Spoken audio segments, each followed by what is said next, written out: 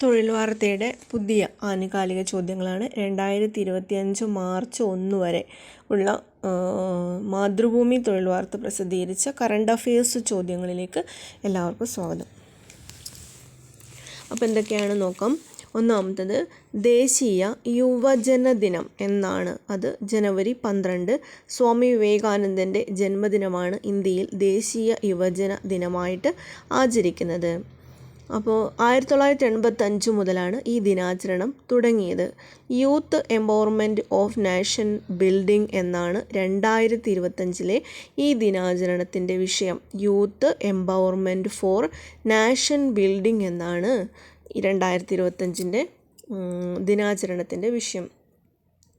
അപ്പോൾ നെക്സ്റ്റ് ചോദ്യം, വെനസ്വേലയുടെ പ്രസിഡൻ്റായ Nicholas Maduro, അവരുടെ പേര് നിക്കോളാസ് മഡൂറോ.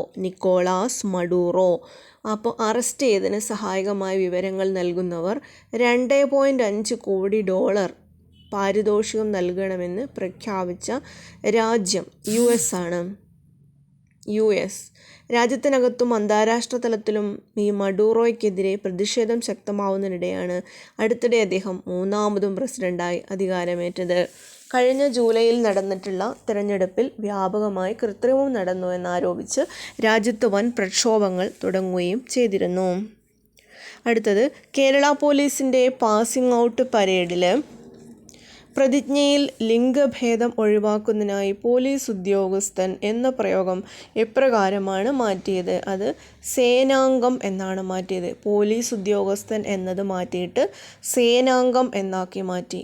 അടുത്തത്, 2025 ജനുവരിയിൽ സ്ഥാനം രാജിവെച്ച കേരള നിയമസഭാംഗം ആരാണ്? PV അൻവർ, നിലമ്പൂർ. 2025 ജനുവരിയിൽ സ്ഥാനം രാജിവെച്ച നിയമസഭാംഗമാണ് PV അൻവർ. എത്ര വർഷത്തിനു ശേഷമാണ് UPയിലെ പ്രയാഗ്രാജിൽ ജനുവരി 13 മഹാകുംഭമേളയ്ക്ക് തുടക്കം കുറിച്ചത്? അത് 144 വർഷമാണ്. എത്ര വർഷത്തിന് ശേഷമാണ് UP പ്രയാഗ്രാജിൽ ജനുവരി 13 മഹാകുംഭമേള? 144. 45-ാം നാൾ നീളുന്ന മേളയ്ക്ക് ഫെബ്രുവരി 26 അവസാനിക്കുന്നത്. 45 ദിവസമാണ് മഹാകുംഭമേള നടക്കുന്നത്. ഫെബ്രുവരി 26 അവസാനിക്കുന്നത്. അപ്പോൾ മഹാകുംഭമേളയുടെ സജ്ജീകരണങ്ങൾക്കായിട്ട് ഏതാണ്ട് 7000 കോടി രൂപയാണ് ചെലവാക്കിയത്. 40 കോടി തീർത്ഥാടകർ പങ്കെടുക്കും എന്നാണ് പ്രതീക്ഷിക്കുന്നത്. പൂർണ്ണ കുംഭമേള, അർദ്ധകുംഭമേള, മാഘകുംഭമേള, മഹാകുംഭമേള എന്നിങ്ങനെ കുംഭമേളകൾ പലതാണ്. 3 വർഷം കൂടുമ്പോൾ ഹരിദ്വാർ, പ്രയാഗ്രാജ്, നാസിക്, ഉജ്ജയിനി എന്നിവിടങ്ങളിൽ കുംഭമേള നടക്കുന്നുണ്ട്. അർദ്ധകുംഭമേള 6 വർഷത്തിൽ ഒരിക്കലാണ്. 12 വർഷത്തിൻ്റെ ഇടവേളകളിൽ നടത്തുന്നത് പൂർണ്ണ കുംഭമേളകൾ ആണ്. പൂർണ്ണ കുംഭമേളയ്ക്ക് ശേഷമാണ് പ്രയാഗ്രാജിൽ മാത്രമായിട്ട് മഹാകുംഭമേള നടക്കുന്നത്. 2169 അടുത്ത കുംഭമേള നടക്കാൻ പോകുന്നത്. 2169 അടുത്ത കുംഭമേള. അത് 144 വർഷം കൂടുമ്പോൾ നടക്കുന്നതാണ്. അടുത്തത്, അന്താരാഷ്ട്ര കുറ്റകൃത്യങ്ങൾ തടയുന്നതിനായിട്ട് ഇന്റർപോൾ സഹായത്തോടുകൂടി റെഡ് കോർണർ നോട്ടീസ് നൽകുന്നതടക്കമുള്ള നടപടികൾ മുന്നോട്ട് കൊണ്ടുപോകുന്നതിന് CBI വികസിപ്പിച്ചെടുത്ത പോർട്ടലിൻ്റെ പേരെന്താണ്? ഭാരത് പോൾ പോർട്ടൽ എന്നാണ്. Bharatpol portal. അന്താരാഷ്ട്ര കുറ്റകൃത്യങ്ങൾ തടയുന്നതിനായി ഇന്റർപോൾ സഹായത്തോടു കൂടിയിട്ട് റെഡ് കോർണർ നോട്ടീസ് നൽകുന്നതടക്കമുള്ള നടപടികൾ മുന്നോട്ട് കൊണ്ടുപോകുന്നതിനായിട്ട് CBI വികസിപ്പിച്ച പോർട്ടൽ ആണ് ഭാരത് പോൾ പോർട്ടൽ. അടുത്തത്, ISROയുടെ പുതിയ ചെയർമാൻ ആരാണ്? Doctor V Narayanan. ISROയുടെ പുതിയ ചെയർമാനാണ് ഡോക്ടർ V നാരായണൻ. ബഹിരാകാശ വകുപ്പ് സെക്രട്ടറി, ബഹിരാകാശ കമ്മീഷൻ ചെയർമാൻ എന്നീ ചുമതലകളിലെല്ലാം ഇദ്ദേഹം ഉണ്ടായിട്ടുണ്ട്. 2 വർഷത്തേക്കാണ് നിയമനം. നാഗർകോവിൽ സ്വദേശിയാണ്. ഡോക്ടർ S സോമനാഥ് സ്ഥാനമൊഴിഞ്ഞ് 2025 ജനുവരി 14 ഇദ്ദേഹം ചുമതലയേറ്റത്. അടുത്തത്, രാജ്യത്തെ ആദ്യത്തെ ഗ്ലാസ് കടൽ പാലം നിർമ്മിച്ചത് തമിഴ്നാട്ടിലാണ്. രാജ്യത്തെ ആദ്യത്തെ ഗ്ലാസ് കടൽ പാലം നിർമ്മിച്ച സംസ്ഥാനം തമിഴ്നാടാണ്. അടുത്തത്, സാമ്പത്തിക സഹകരണ കൂട്ടായ്മയായ ബ്രിക്സിൽ അടുത്തിടെ പൂർണ്ണ അംഗത്വം നേടിയ രാജ്യമാണ് ഇന്തോനേഷ്യ.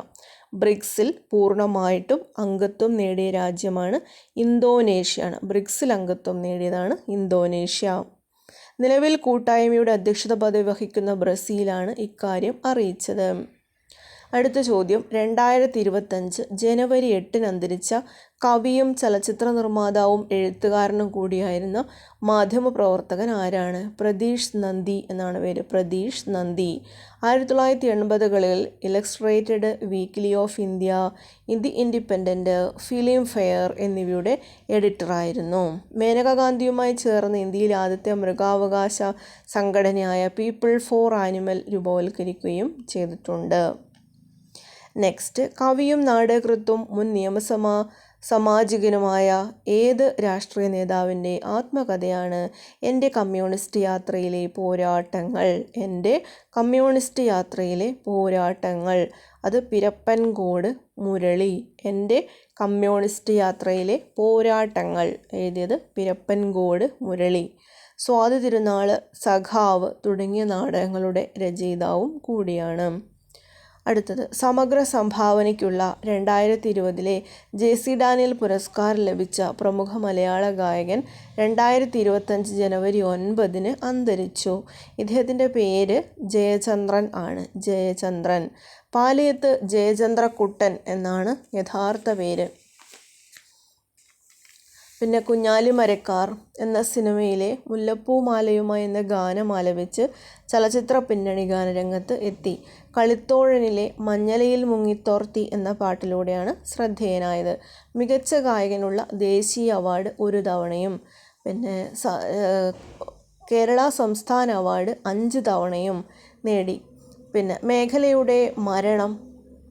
ലേഖയുടെ മരണം ഒരു ഫ്ലാഷ് ബാക്ക്, നഖശതങ്ങൾ, ട്രിവാൻഡ്രം ലോഡ്ജ് എന്നീ സിനിമകളിൽ അഭിനയിക്കുകയും ചെയ്തിട്ടുണ്ട്.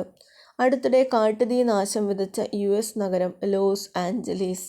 ഹോളിവുഡ് സിനിമാ വ്യവസായ തലസ്ഥാനമായ ലോസ് ആഞ്ചലീസിനെ വിഴുങ്ങിയ കാട്ടുതീയിൽ 29 പേർ മരണപ്പെട്ടു.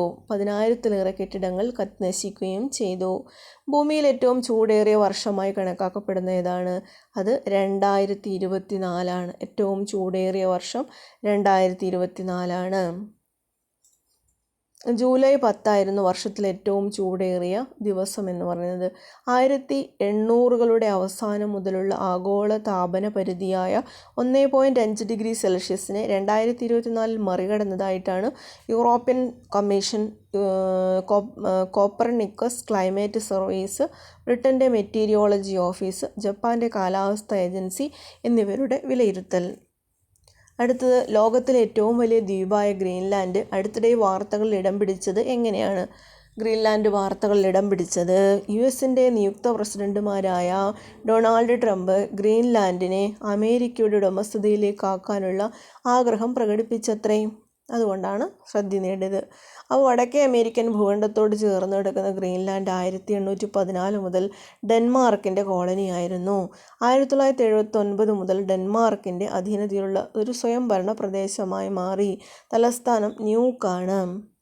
വർഷത്തിൽ 2 മാസം മാത്രം സൂര്യപ്രകാശം ലഭിക്കുന്ന ഗ്രീൻലാൻഡിൻ്റെ 80% പ്രദേശവും മഞ്ഞു മൂടിക്കിടക്കുന്നവയാണ്.